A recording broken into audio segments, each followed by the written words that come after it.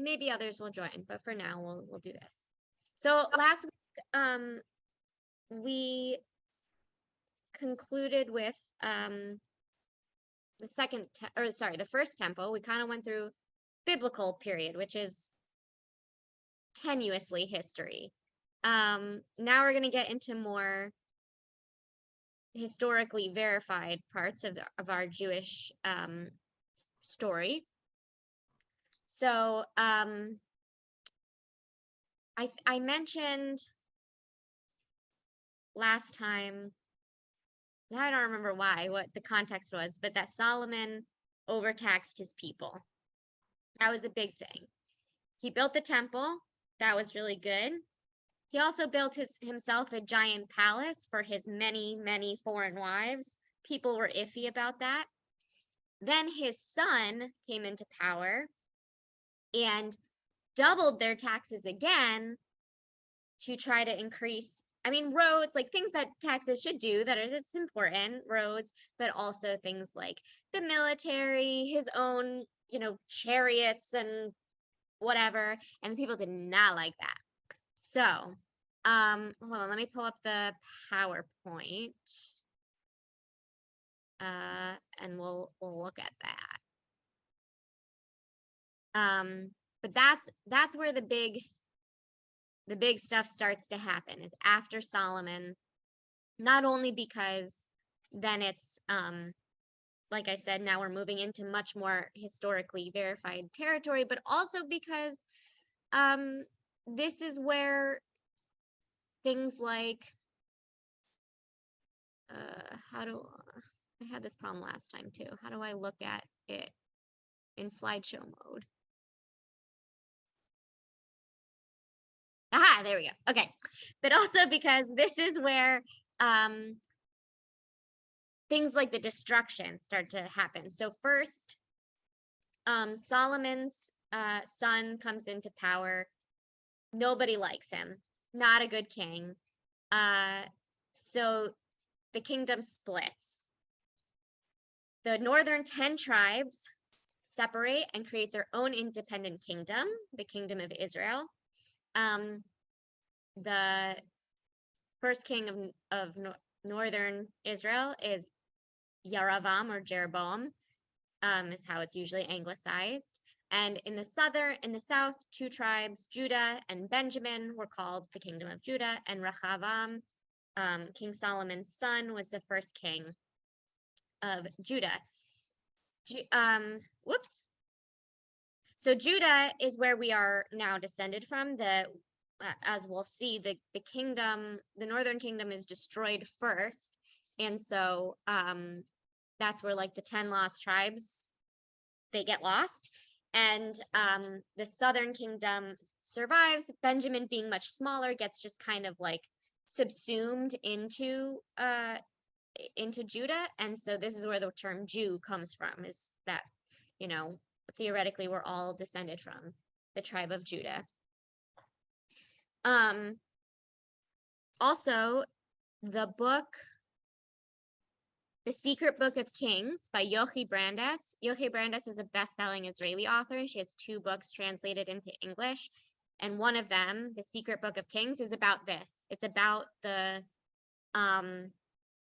it's about the family of Saul after Saul dies and through the reign of David, but especially under the reign of Rehavam, and like how the split happens, who's really behind it. Spoiler, it might be people who wish Saul's line had stayed in power. So there you go. That's a very interesting story. So, but the split really makes the kingdoms vulnerable. They're no longer a united kingdom of Israel. They're two different kingdoms that are they're not like ever at war with each other, but they're constantly squabbling. So here's the map you see. We've got Aram, Ammon, Moab, Edom, Philistine, some of the other tribes here, the Phoenicians, the Assyrians. The Assyrians are the big bads right now, in this time period. And so this is the biblical kingdom of Israel here. The blue and the whatever color this is, pinkish, dark salmon. All right. The genealogy. So we don't really know where Jeroboam came from. This actually would have been helpful, this flow chart, during when we did our prophets study a couple years ago, because this is the thing that makes it very difficult to track what's happening when in the prophets, like the book of prophets, because they're, each book is its own sort of self-contained, like it's that prophet and their poetry, and they're just kind of spewing their prophecy, but it all starts with, like, in the 4th year of King Ahaziah and the 10th year of King Jehu, and like you have to just kind of know the order, and it gets pretty convoluted and a little confusing, to be honest. So this is helpful here. You see these things happening side by side. So Solomon, this is an interesting choice here, that David has 3 sons named, even though he had much more than 3 sons, and Solomon's the only one that really matters here. But okay, anyway, Solomon, his son Rehoboam becomes the king, no good. Jeroboam claims the throne in northern Israel, and even though they are the seceding tribes, they get to keep the name Israel because there's more of them, which I think is funny. They also, or no, they don't have less territory. I was thinking they did, but they don't. They have more. The southern kingdom keeps Jerusalem. That's very significant. That's one of the reasons given in like traditional theology for why the kingdom of Israel was destroyed so completely, whereas the kingdom of Judah, the remnants stayed identifiable, because since the southern kingdom had Jerusalem, the northern kingdom had to create their own altars in various places, and God didn't like that. God's home is in Jerusalem. You can't just be setting up altars wherever you want. God doesn't like that. In the Bible anyway. All right, so here's the rest of the breakdown of all of the kings. Some of these you might recognize, the names like Ahab and Jezebel, Queen Athaliah. These are like some of the truly awful ones, so their names get remembered some more. King Josiah, here, down here, of Judah. He's one of the good guys. He gets remembered very much as like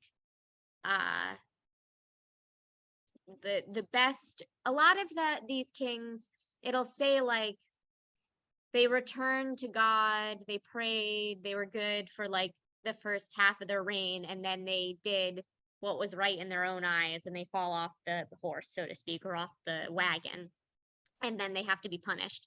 Josiah's really one of the only ones that's really like seen as a righteous king, as much as David, Saul, or Solomon, even though he still doesn't quite get, I feel like in tradition, he doesn't get as much glory, but in terms of the biblical narrative, I would argue that he is depicted as being as good of a king. And it is under him that the book of Deuteronomy is likely written. There's a phrase in Kings, and in, I'm gonna say Jeremiah, the book of Jeremiah, that says like under King Josiah, a book of law, of holy law, is found in the holy, or like in the temple, and it enumerates, some of the laws that are in there and how they're going to return to them, and it's very Deuteronomic.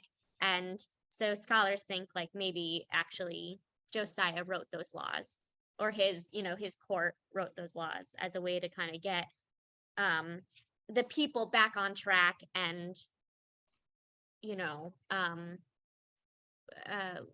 back to what the narrative, the stories of Genesis through Numbers, told us to be doing, that Deuteronomy then was kind of concocted in part to seal that together. Okay, so the prophets. Elijah the prophet is probably the most famous prophet. He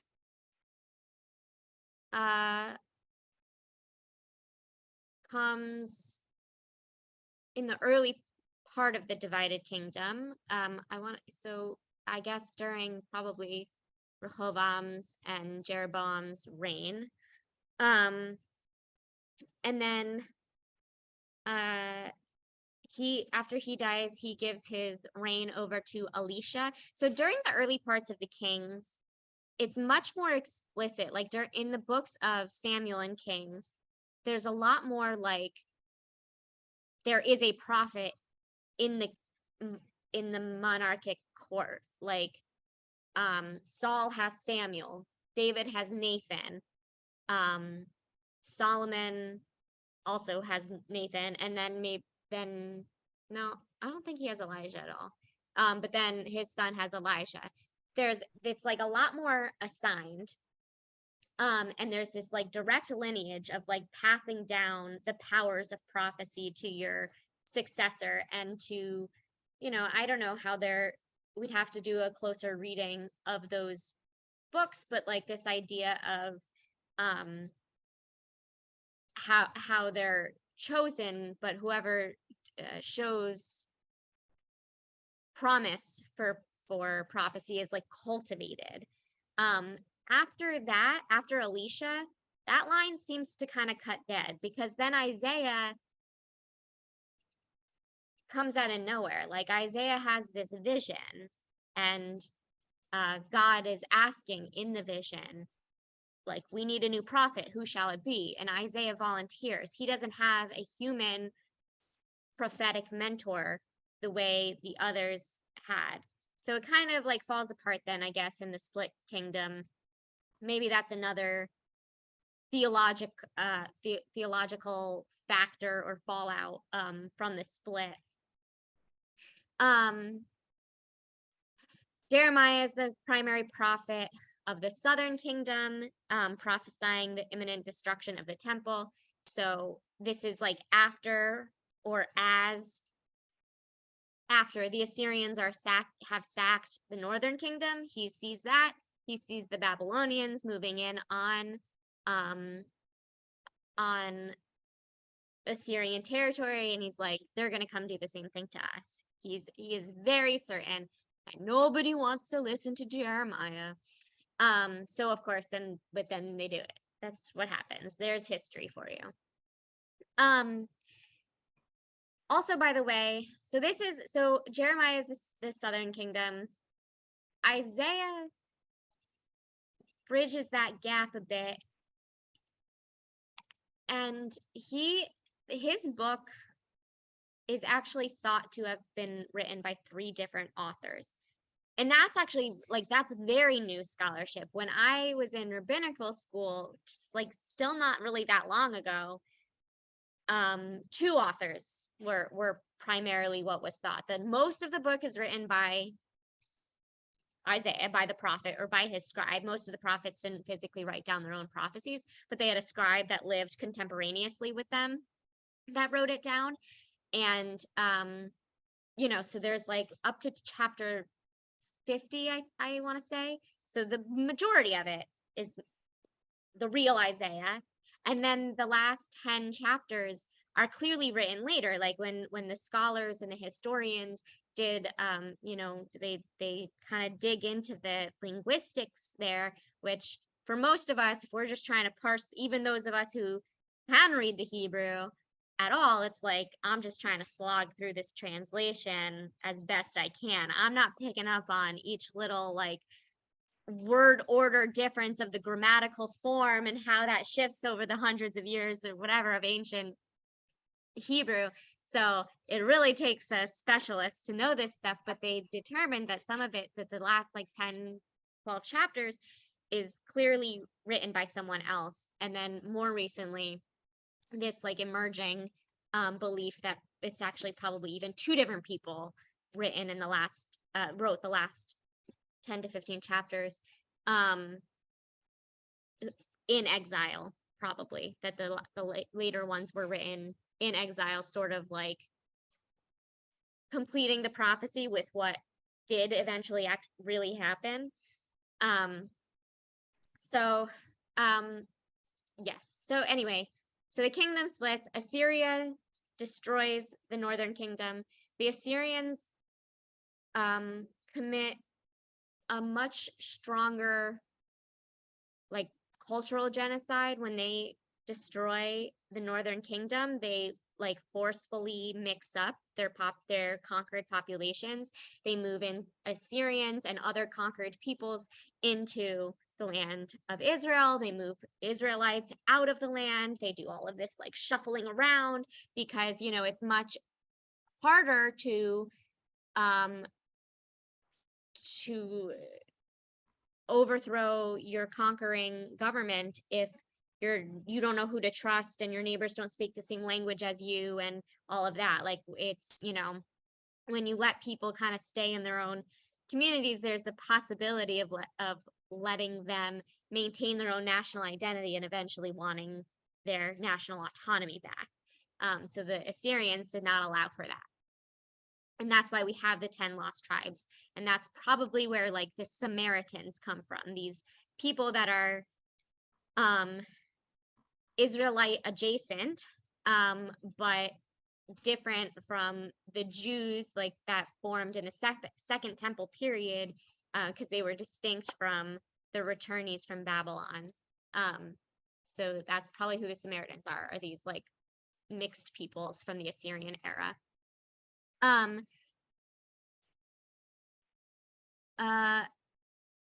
Yes, chapter 52. Hold on. I'll look that up exactly where the pages are, but I'm pretty sure 50 is the cutoff, but we can come back to that.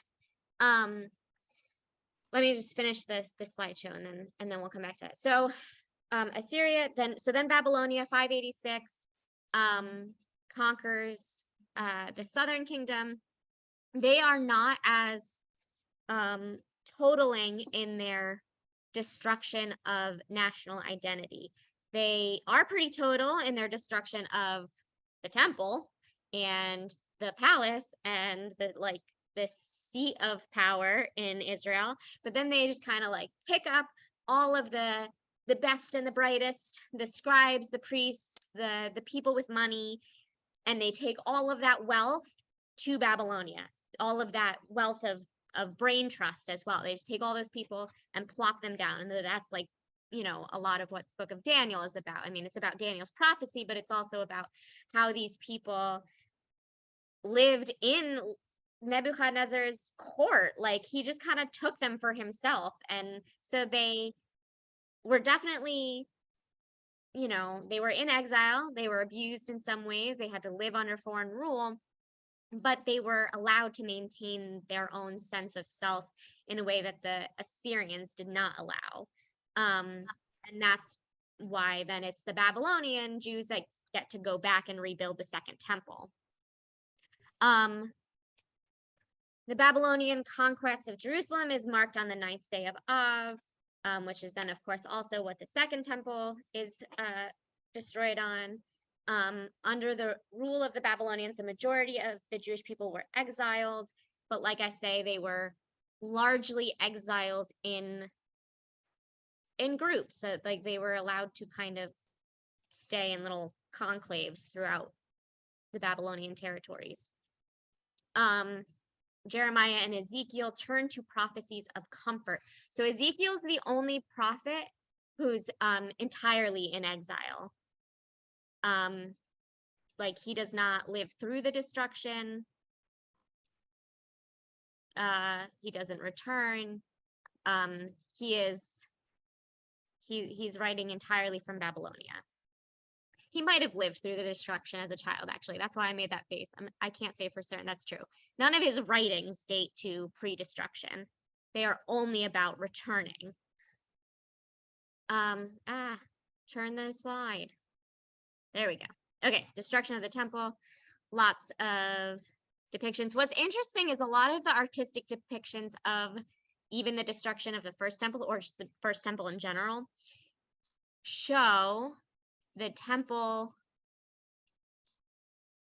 They show the Temple Mount bigger than it probably was. Like we're reasonably certain based on archaeological evidence that the second temple was much larger than the first. And so all of the art, which is obviously drawn, all of these like medieval paintings, you know, are very post second temple. They depict the first temple still kind of looking like the second, but but it was almost certainly smaller. Okay, so following the destruction, Ezra and Nehemiah, decades later, led the rebuilding of the city of Jerusalem. We read the books of Ezra and Nehemiah. Those, obviously, the biblical narrative is not always 100% accurate, and even Josephus or the other like histories of the time, you know, the way people recorded history back then was different. And there was no, it was not, there's no proof. So a lot of it's a little vague, but we definitely have the sense that Ezra and Nehemiah lead the people back. Ezra leads the people back spiritually. I mean, he physically goes, he does lead the people back in a physical way, but he's much more of the spiritual leader, and Nehemiah does a lot more of the actual physical rebuilding with the people. Oh, this says the second temple was less elaborate. Okay. But more cubit meters. Maybe. I was gonna say something else about Ezra and Nehemiah, but I don't remember. Oh, that they encounter these other like Israelites left behind. That again, they seem to be the Samaritans. That's kind of what Josephus calls them. That they encounter these people whose names all have El in them, like our God, Elohim, you know, that they have these names. It's clearly they worship the same God as us, which at that time is still like there are no other Abrahamic religions yet. So like if they worship our God, they're one of us, but they had different customs, they had different whatever, like they were, they were the poor people because all of the scribes and the priests got carried off to Babylonia. So like their understanding of religion was considered inferior to Ezra, by Ezra, I mean.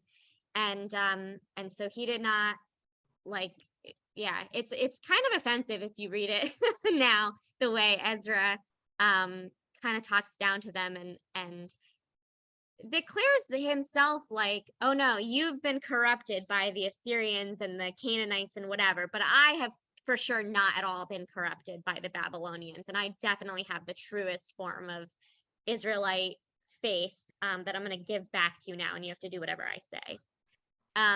Anyway, okay, so Second Temple. This says shortly after the fall of the Babylonian Empire to the Persians, the Purim story is said to have occurred. Persia is in modern day Iraq, whereas Babylonia is modern day, Persia is modern day Iran, whereas Babylonia is modern day Iraq.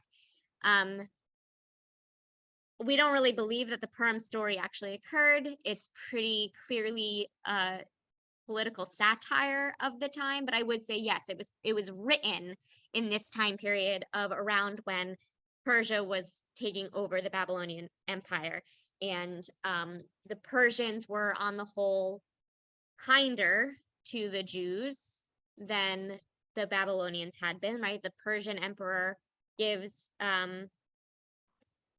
Darius, I think, that gives Ezra and Nehemiah leave to go back to Israel, and he gives them some seed money.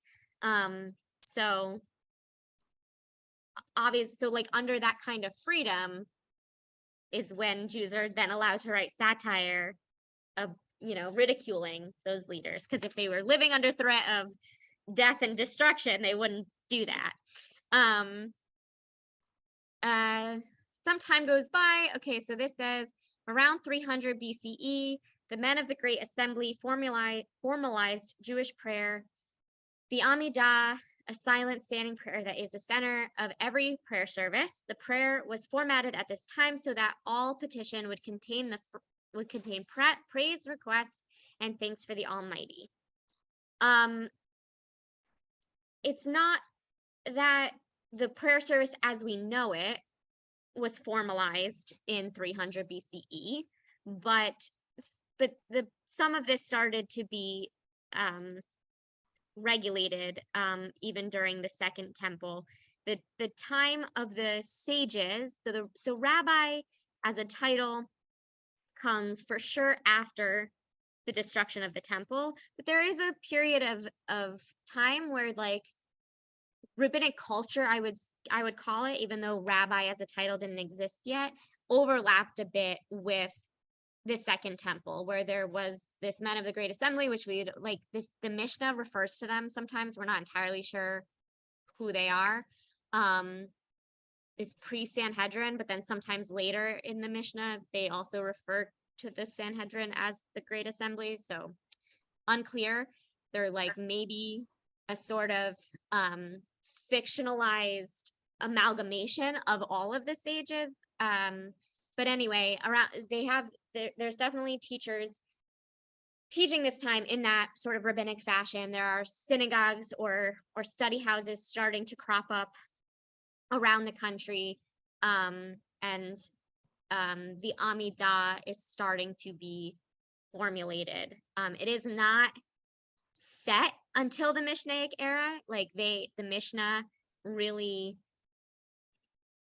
codifies Jewish prayer, more like 100, 200 CE, but the way they talk about the Amidah, it clearly already existed by the time of the destruction.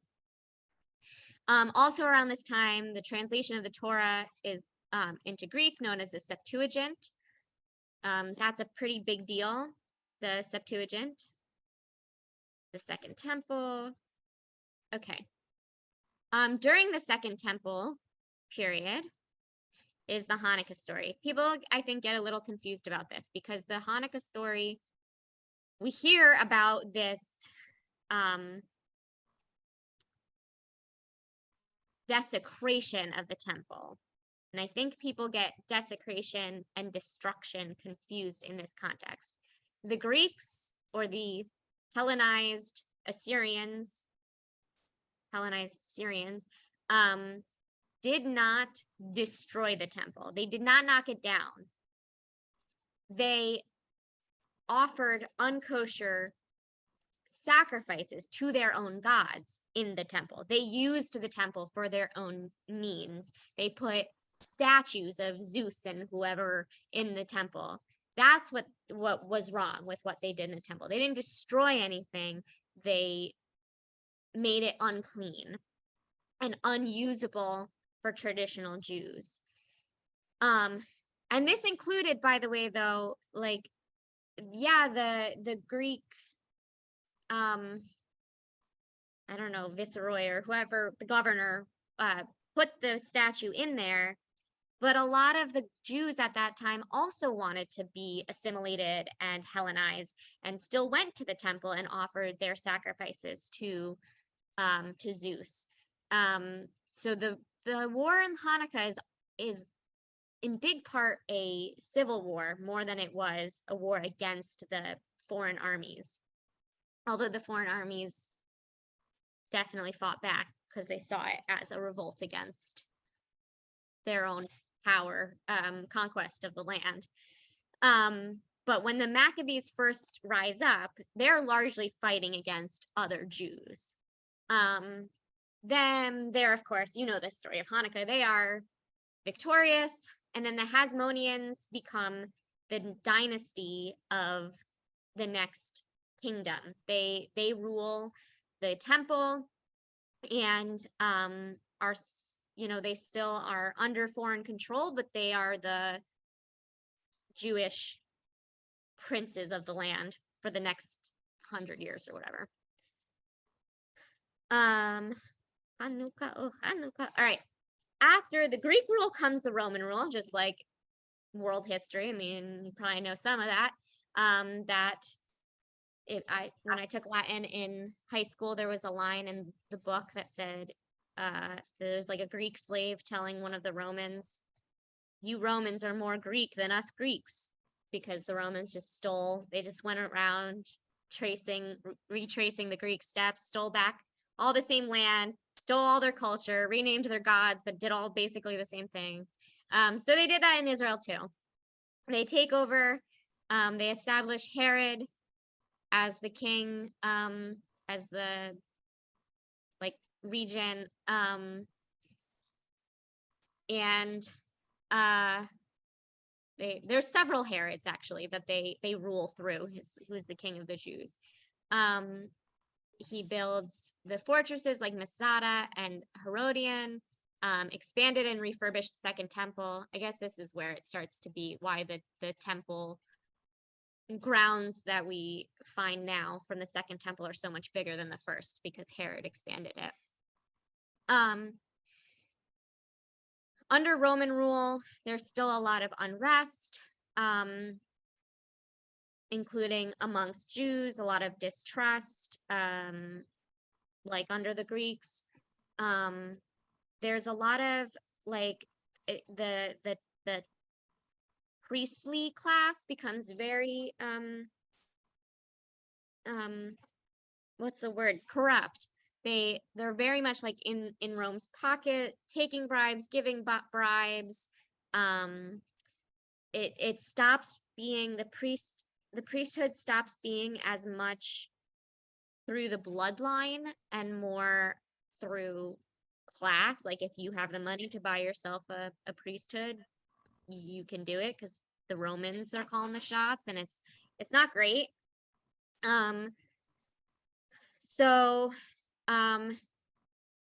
There's a few rebellions that come around here.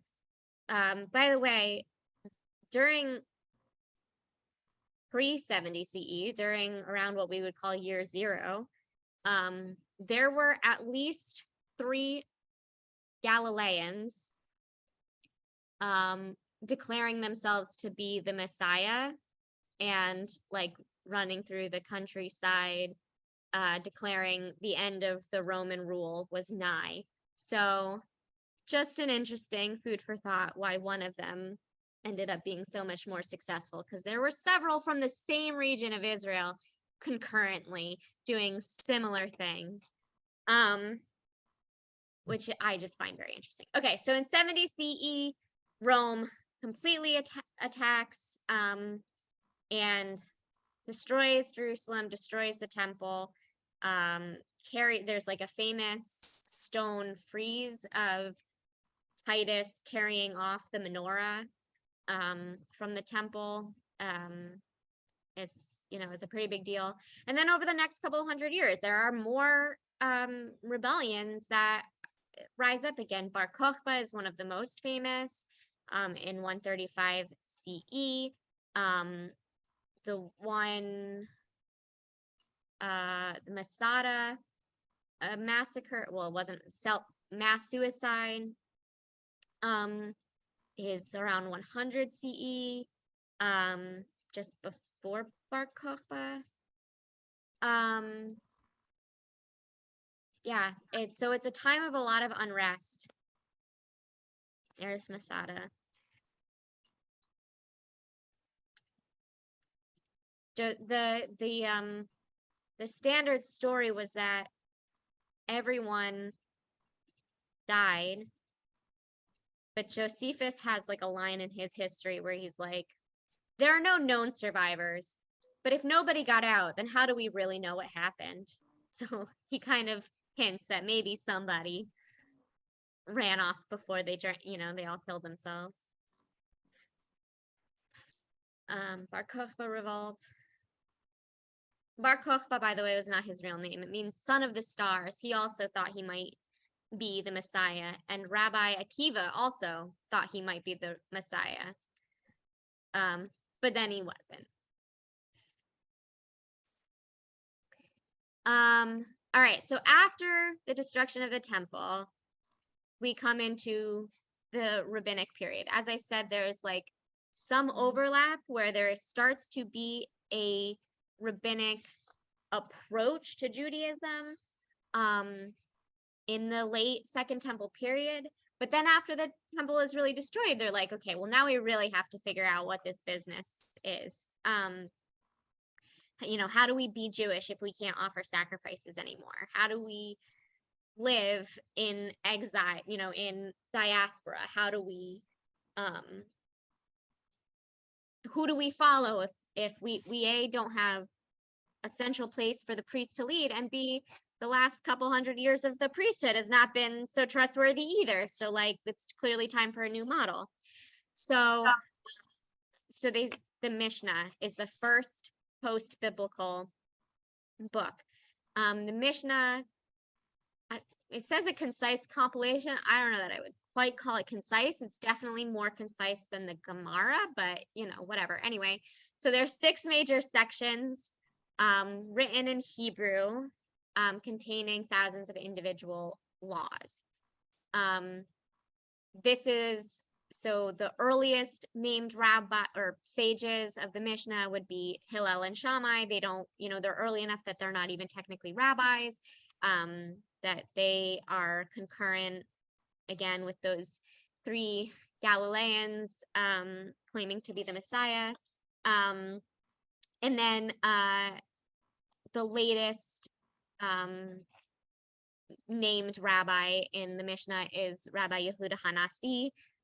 The Nasi, the prince, it doesn't mean prince necessarily like royalty, like he's not identified as being descended from, David or one of the monarchic lines per se, but that he was the head of the rabbinic academy.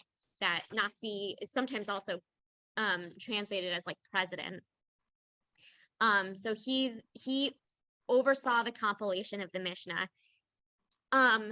What's interesting is, so we don't know a lot about that process, but it is pretty well accepted, even in academic fields, that he did in fact order the Mishnah and determine the way that it would be studied going forward.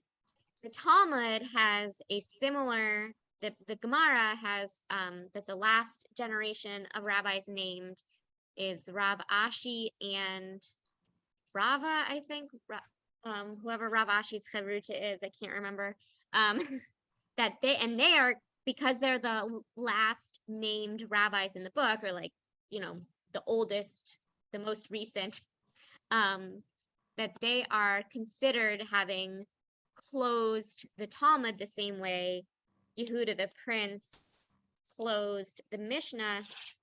But scholars, historians, academics, linguistic scholars say that there's actually likely another 200 years worth of editing before the Talmud is really completed. So the last 2 rabbis of the Gemara did not really compile it the way the last rabbi of the Mishnah compiled that. So the Gemara is the commentary on the Mishnah. And so the 2 pieces together are known as the Talmud. You can get Mishnah by itself. You can't get Gemara by itself. It wouldn't make any sense. It's entirely commentary on the Mishnah. Even the places where the tangents go in very weird directions, like out of context, it would not make any sense. There would be no way to edit that together. So you can read the Mishnah, you can read the Talmud, you can't read Gemara by itself. There are 2 Talmuds, Yerushalmi and Bavli. All right, so these dates, again, they reflect the rabbis involved and not really the editing process here. So both, I would say, were compiled. Well, okay, so the Yerushalmi Talmud, not as much of it was completed or not or preserved. So there are pieces of it that don't exist in the Bavli, but there are a lot more pieces in the Bavli that don't exist in the Yerushalmi, which does make it a little bit harder to date because it clearly didn't have as much editing and like adding on and piecing all of like weaving it all together. It didn't have the same level of passing it on from generation to generation, and as happened in that time when you passed on material from generation to generation and so much of it was oral, more got added or more got filled in or got rearranged as each generation saw fit, and since so much was destroyed in the land of Israel, there is less of that. But I would say like both of these dates are earlier than when the actual finishing of each version as we know it today was done. David Weiss Halivni, one of the primary scholars of like academic historic analysis of the Talmud, suggests that it's possible the final version of the Talmud didn't really come together until right up to the Gaonic period, which is like the 9th century. So that's going to be the next thing here. Okay, so the Gaonic period. So after the rabbis of the Talmud, we have the Gaonim, which means geniuses. It definitely centers in Babylonia, but even in this time period, diaspora is starting to reach like into the Caucasus, Central Asia, and there are Gaonim, later Gaonim, I guess, that were known by this term, or as like the Gaon of their generation or whatever, even further afield from Israel than just Babylonia, where, I mean, for a lot of post-biblical history, Babylonia was the center of Jewish life. I mean, the Second Temple was built. There's a lot of return to Jewish life as we knew it in the biblical period during the Second Temple period, but there continued to be Jews in Babylonia even when Ezra and Nehemiah left. And they really established strong footholds in Jewish life in Babylonia, so that by the time the Second Temple is destroyed, there are thriving rabbinic study houses in Sura and Pumbedita, and there's a third city that sometimes gets named that I can't think of right now, also in Iraq. So the Gaonim come from this time. It's a time of relative autonomy, so they are able to establish more Jewish law. Like the Talmud is a lot of theoretical arguing about Jewish laws. It's like it's case law or whatever. It's very hypothetical. It's very well, what would happen if this, and how about I saw this happen, what do you think, blah, blah, blah. During the time of the Gaonim, it starts to become more they would ask their local Gaon, and that would be the ruling for the time, or for the location, I mean. Similar to the era of responsa that comes after the codes. I don't want to get into codes, so I'm getting ahead of myself. So yeah, and this is also the time period where prayer books start to appear. So like I said, during the end of the Second Temple period, prayer outside of sacrifice starts to come together during the Mishnaic period especially, and then also, the rest of the Talmudic period. The more of the prayer service as we know it starts to come together, but it still varies a lot based on location, and it depends on if there's a rabbi to lead it, and all of that.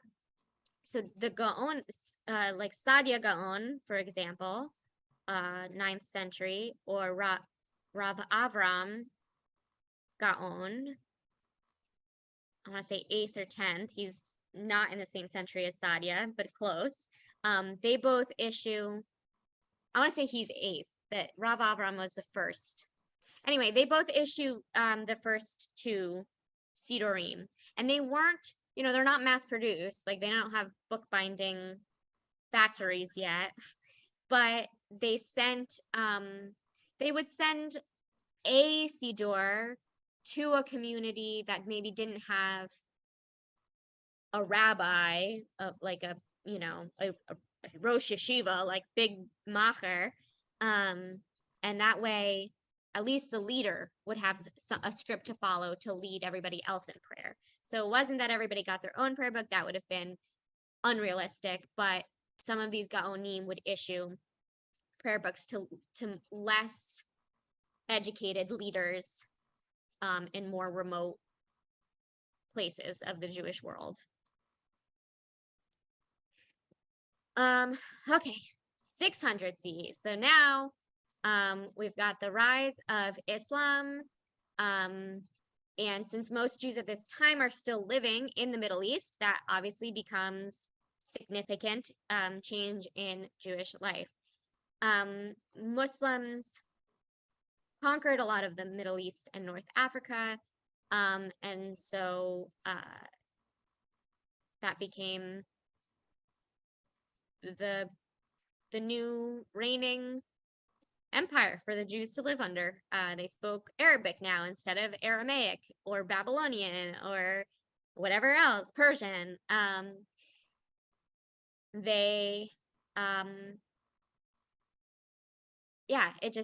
was the new way of life. A lot of the writings of that time are in Arabic. A lot of them are really in a Judeo-Arabic. They're in a, like Ladino or Yiddish, but for Arabic instead of European languages. That they're in a specific dialect. Yeah, and that's also the Arabs of this time were very far ahead of Europeans in terms of like philosophy and math, especially like astronomy. There's like huge advances in the sciences at this time. And so that it had a huge influence on Jewish philosophy as well of that time. So random mosque in Russia. Okay. Oh, and that's the whole slideshow. That's interesting. Okay. So, hold on. I know I had a question about Deutero Isaiah, so let me verify that for Lamar, and then if there are other questions, I will take them.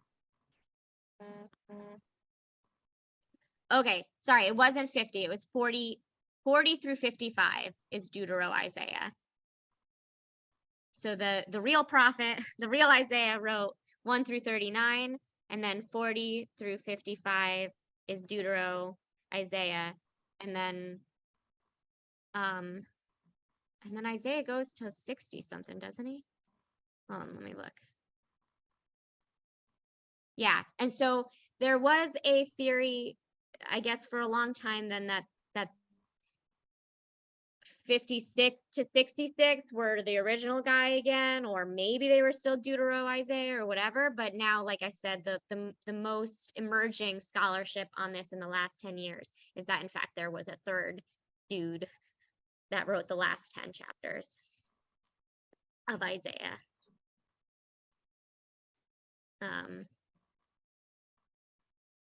Yeah.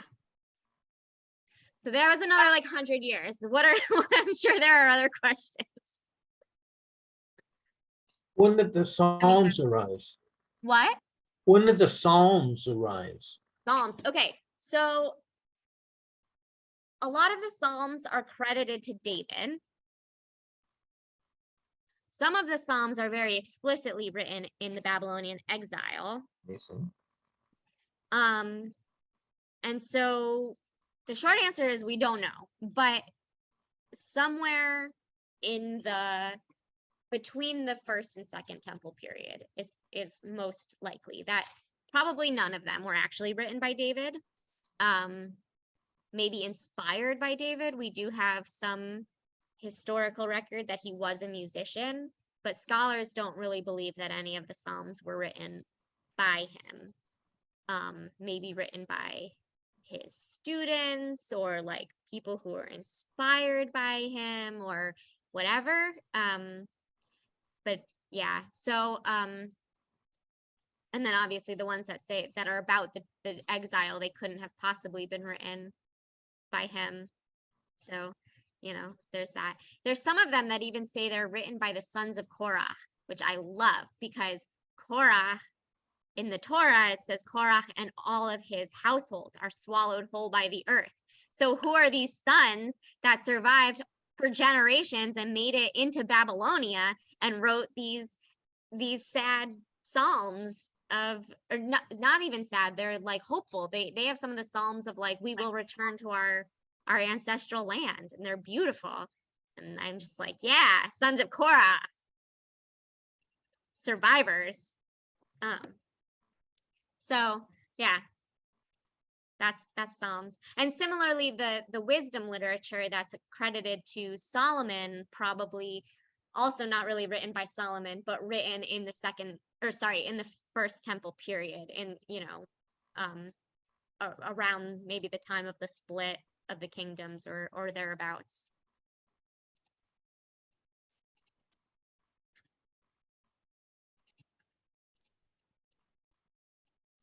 Other questions? Is there anything I missed? I'm just gonna look at the notes again because I can't look at the notes and have the screen sharing the PowerPoint at the same time.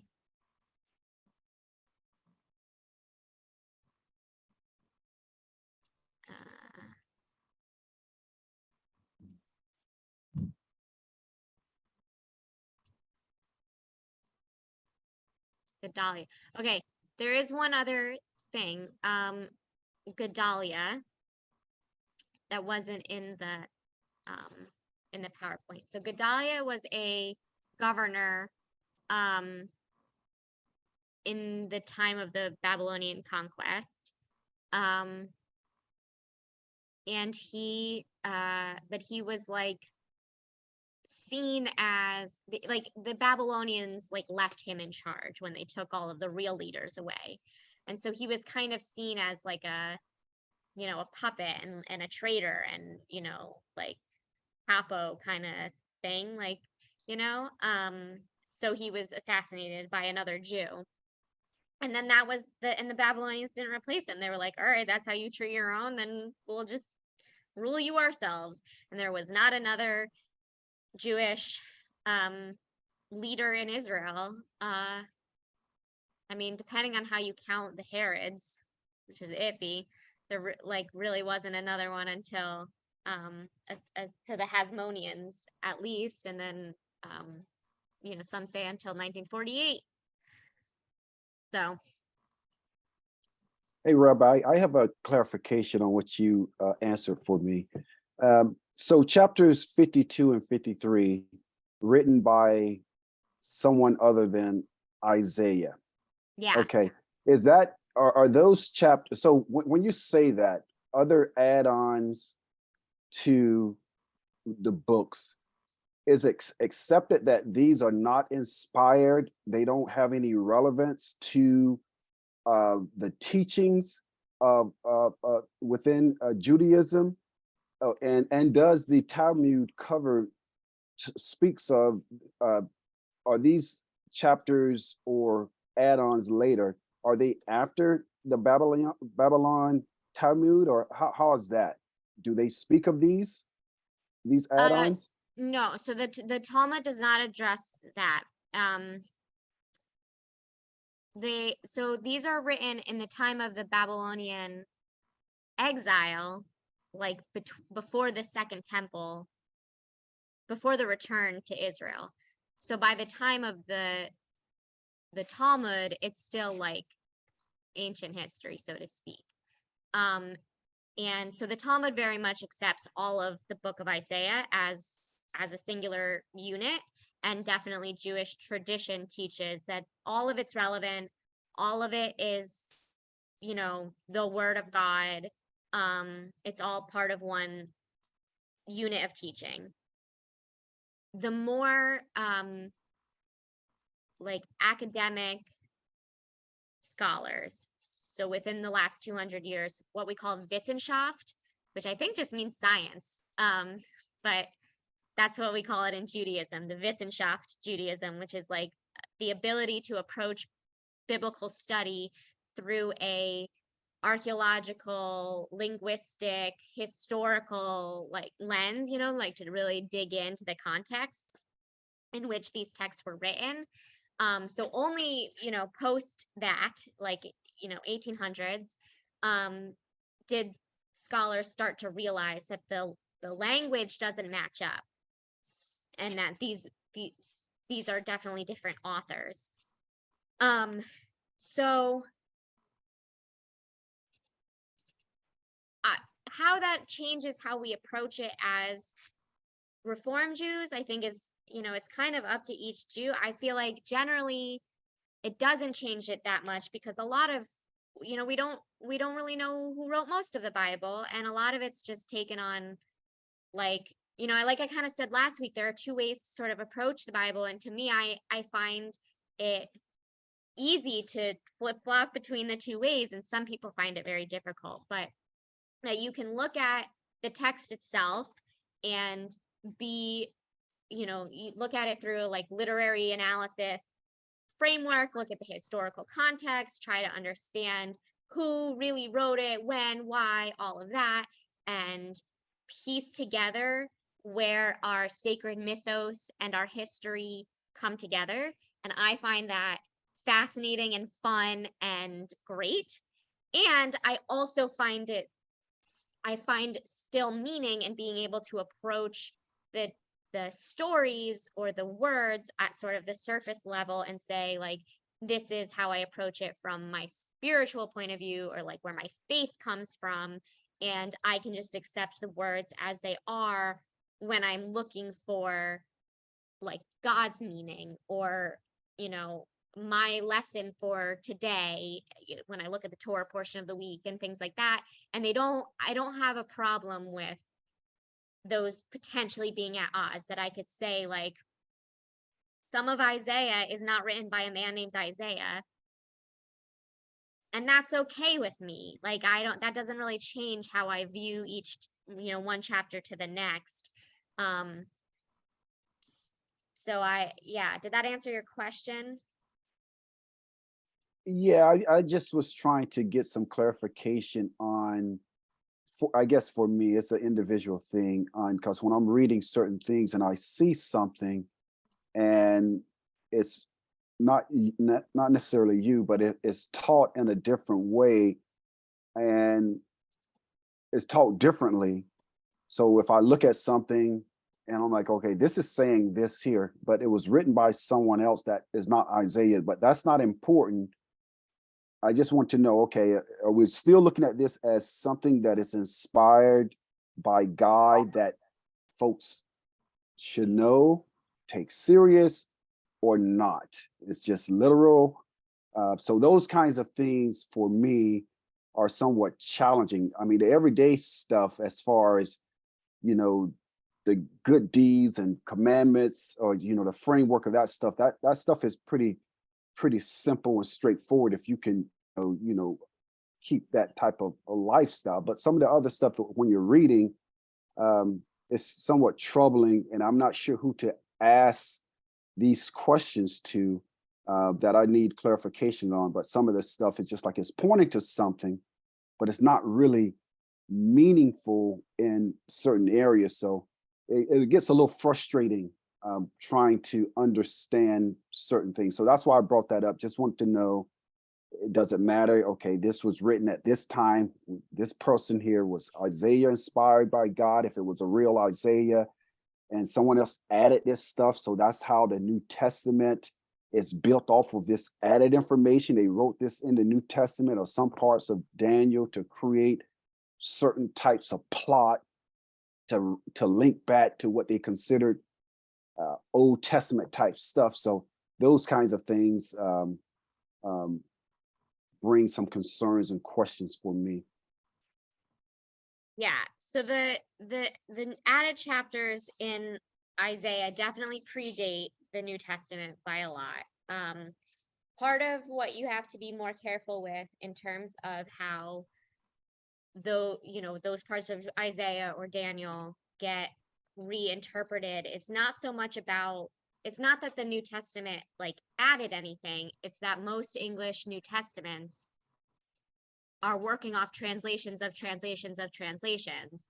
And so, they're working from maybe the Greek itself, more likely Latin from Greek, from Aramaic, from Hebrew, or maybe Greek from Hebrew. Like there are so many layers removed that, in each editing, like, certain choices are made to reflect what they want it to reflect. There's a lot of words in every language that like are synonyms, but they have different connotations, and things like that. And so sometimes translators can make choices like that are very subtle, but they make a difference. And and that's not just, I'm not saying that like those Christians are tricky. Like Chabad does it too. If you go to Chabad.org to look at the Torah portion, I like that website in some ways because it gives like the Aliyah breakdown, and it's helpful for summary when I just like need a quick reminder of like, what am I writing about this week? But like, I don't love their English, like their word for word translation, because they make a lot of those same kind of choices that are like, that's not the word I would use. It's a very similar word, but it's not quite the word I would use, and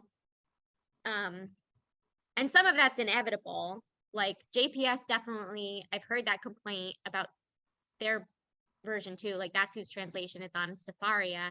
And I've heard scholars, people with much better Hebrew than me, say like they're a little fast and loose with the direct translations to get certain meanings across.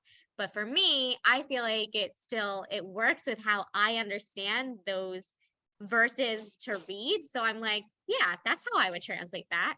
And so like, whatever, it's all your own, I'm not saying like it's nefarious, the way an Old Testament and a Christian Bible might translate the same things that we have. But that definitely happens. But yeah, the way we approach Isaiah, we approach those later chapters of Isaiah is really the same way we approach the first chapters. And just because we don't believe that,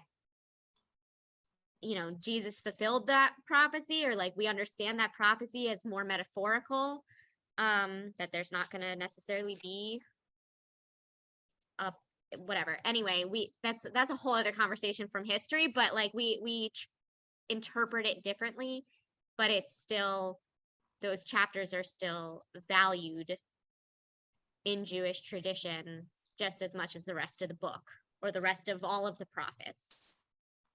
It's really only interesting from a historical or linguistic point of view to say like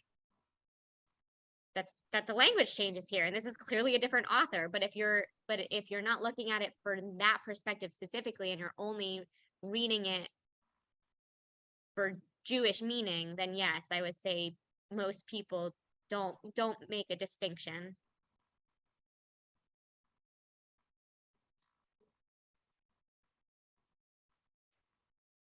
Any other history questions on the first 1,000 years or first, whatever, I don't know, not the first 1,000 years, 500 BCE to 500 CE, approximately?